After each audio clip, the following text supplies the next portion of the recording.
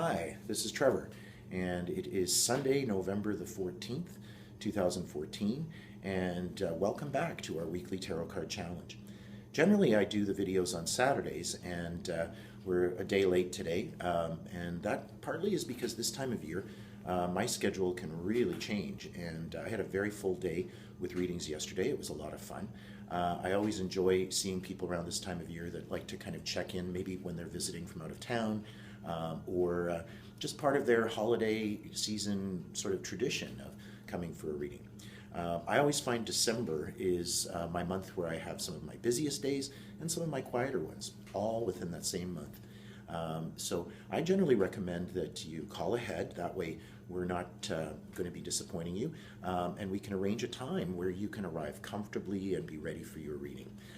All of that information about how to book a reading with me, both in person, my in-person work, as well as the online feature of how I now can read for people over Skype. And that's been an interesting experience, reading for people far away, and also sometimes being able to be available outside of my regular working hours. All of that information is on my website at trevorsense.com, and I always include the link underneath this video. As well, the other videos are on that webpage, as well as you'll find them here on YouTube. And we're working through the Rider-Waite Tarot deck, and let's see what our card of the week is. I always like to cut them. What a lovely card. The Three of Cups. And one of the things that I like to do, and you'll hear me mention this many times, is look at what all of the numbers have in common in the Rider deck. Because you'll notice that there is kind of a very strong congruence. The threes have associations, as well as looking at, again, what's going on in the suit. So we look at what's going on in the Two of Cups, the Three of Cups, the Four of Cups. You can kind of see a story. But threes are interesting in that you notice whenever you tell a little story to a child, there's usually three examples. And that's where you're immediately aware, okay, there's a pattern here. There's usually three examples. So the number three is where we start making associations. We start kind of going, okay, what's the variation on the theme?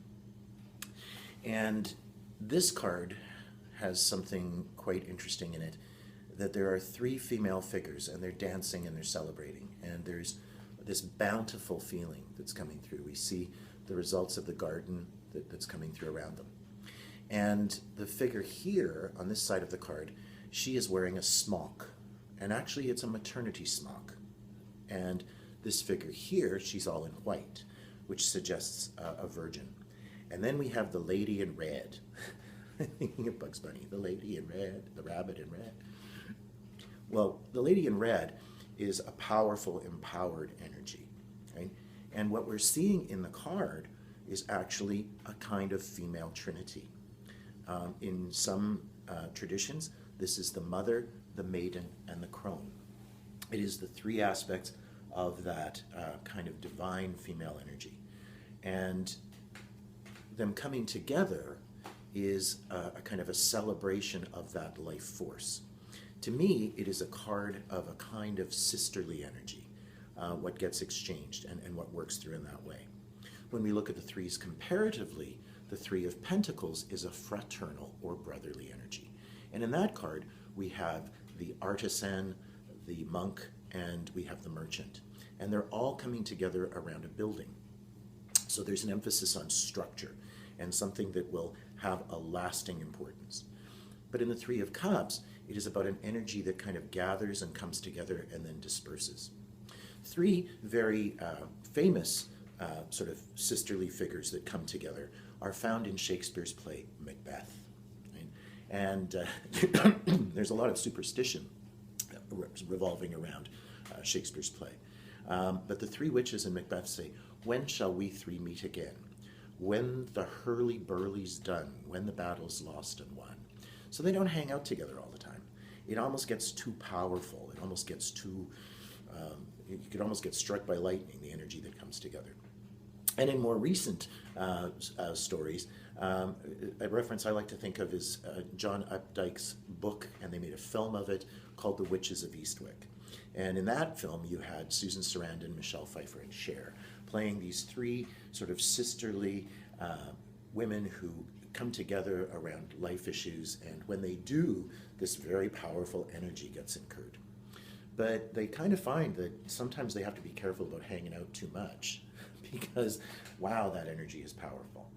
Now, in more practical terms, this is the kind of energy that we see in a matriarchal sense, where people come together around resources, they share support, they share resources and knowledge and experience and insight, but they're not planning on having this rigid kind of community. It's not quite the same as the fraternal energy that wants to be building a lasting structure.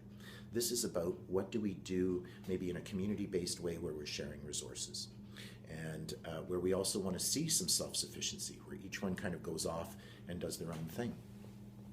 So in a reading, the Three of Cups can involve that feeling of reunion and uniting. And here's a word that sounds very rich and juicy: fecundity. It almost sounds naughty. But fecundity is a ripeness. It is almost like the seed being ready to be planted. And that's where, in sort of the more superficial interpretations of the Three of Cups, this can indicate fertility and something ready to be brought into being. It can suggest, when it comes up in a combination of other cards, that there might be an addition to family. Maybe it's like when you go to one baby shower, you have to go to 3 or 4, right? That there's just that atmosphere, that richness. But here's another interesting thing.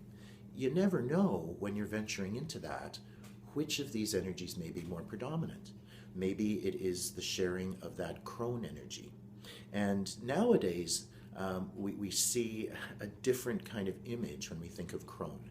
You know, I can remember, you know, a crone would be an old hag. It would be, you know, a kind of wizened, rough-looking kind of energy. But nowadays, when we think of crone, when we think of empowered, rich life experience, well, Susan Sarandon, Tina Turner, holy doodle, that's a powerful kind of rich sense of that expression. It is that wisdom, right? It is that life experience, right? And the sort of matronly energy that comes through in terms of the figure wearing the smock, the mother energy that is sharing and relating that experience. And the maiden, that sense of fresh perspective, new insight. So maybe you're very used to getting together around community, and maybe you're used to being the person who has lots of experience. But when you can kind of venture in and let the roles define themselves, something interesting happens. I can remember I was doing a lot of community and committee-oriented work, and an old friend of mine said, you know, Trevor, sometimes when you get around a new group, you always like to mention your experience right away. And I said, well, yeah, I want to be of service. He says, what would happen if you didn't do that? I said, well, maybe they'd think I was new. And he says, and then what would happen? I says, well, maybe they want to teach me something. And he said, why don't you let that happen sometimes? So I've kind of learned sometimes to shift gears a little. Maybe they've already got somebody handling that thing I'm really good at.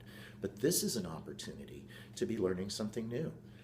Maybe instead of, I always like being the secretary, maybe I'm going to be the guy who helps put out chairs. Maybe I'm going to get a chance to be kind of learning something I think I already know in a new way. So when that kind of reuniting energy goes on, there's that opportunity to kind of sit in a little bit of a different place. Just some random thoughts around the Three of Cups. But as we move into a time of year where there's reunions and that opportunity to be coming together with people who share some beautiful values, why not give yourself a chance as you walk through the door to not always sit in the same familiar chair, but to listen and maybe have somebody tell you something you already know, but in a different way. It's been a pleasure reading for you, and we'll look forward to sharing again as we get into the holiday season. Take care.